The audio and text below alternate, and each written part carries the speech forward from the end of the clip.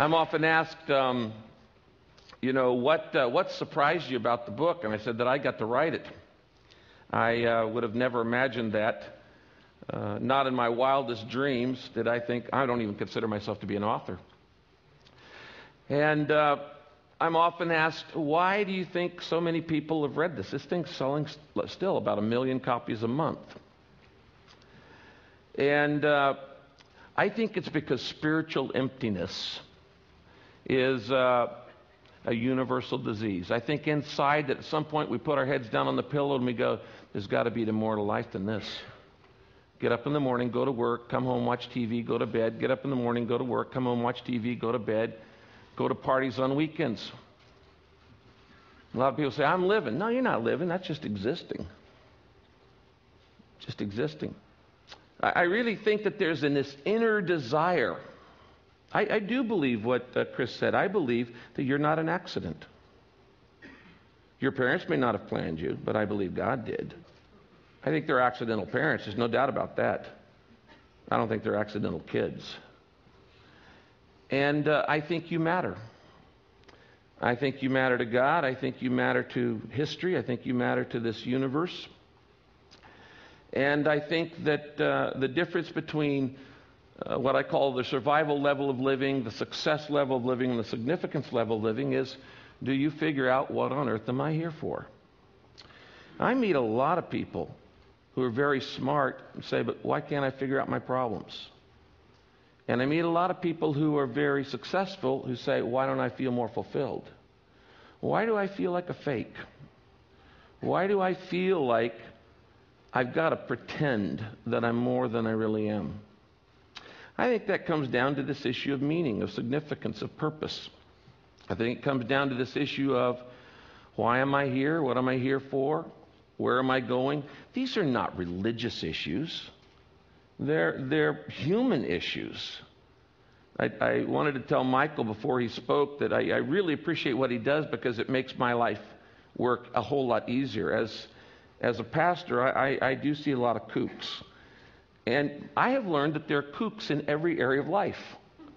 Religion doesn't have a monopoly on that, but there are plenty of religious kooks.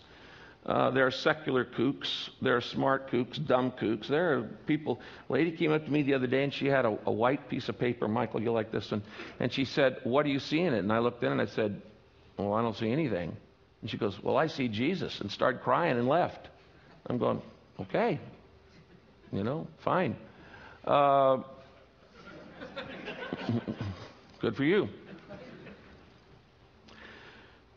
When the book became the best-selling book in the world for the last 3 years, I kind of had my little crisis. And that was, what is the purpose of this? Because it brought in enormous amounts of money. When you write the best-selling book in the world, it's tons and tons of money.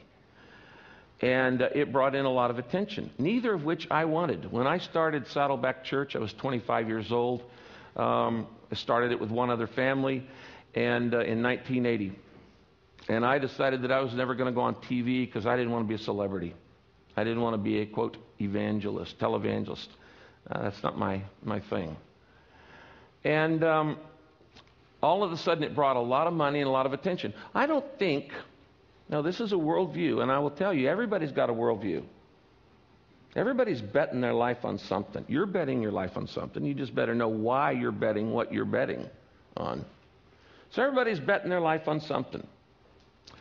And when I made a bet, I happen to believe that Jesus was who he said he was.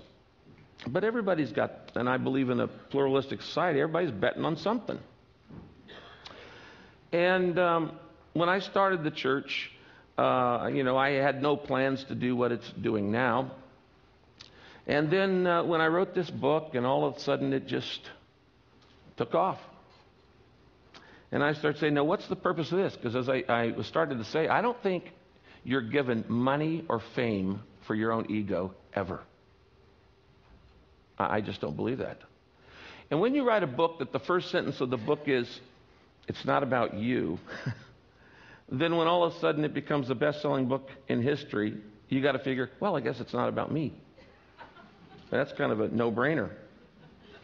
So what is it for?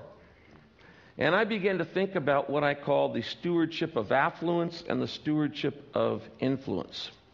So I believe essentially leadership is stewardship. That if you are a leader in any area, in business, in politics, in sports, in art, in academics, in any area, you don't own it. You are a steward of it. For instance, that's why I believe in protecting the environment. This is not my planet. It wasn't mine before I was born. It's not going to be mine after I die. I'm just here for 80 years, and that's it. I was debating the other day on a talk show, and a guy was challenging me, what's a pastor doing on protecting the environment? And I asked this guy, I said, well, do you believe that human beings are responsible to make the world a little bit better place for the next generation? Do you think we have a stewardship here to take the environment seriously? And he said, no. I said, no, you don't. I said, let me make this clear again. Do you believe that as human beings, I'm not talking about religion, do you believe that as human beings it is our responsibility to take care of this planet and make it just a little bit better for the next generation? And he said, no, not any more than any other species. When he said the word species, he was revealing his worldview. And he was saying, I'm no more responsible to take care of this environment than a duck is. Well, now, I know a lot of times we act like ducks, but you're not a duck. You're not a duck. And you are responsible. That's my worldview.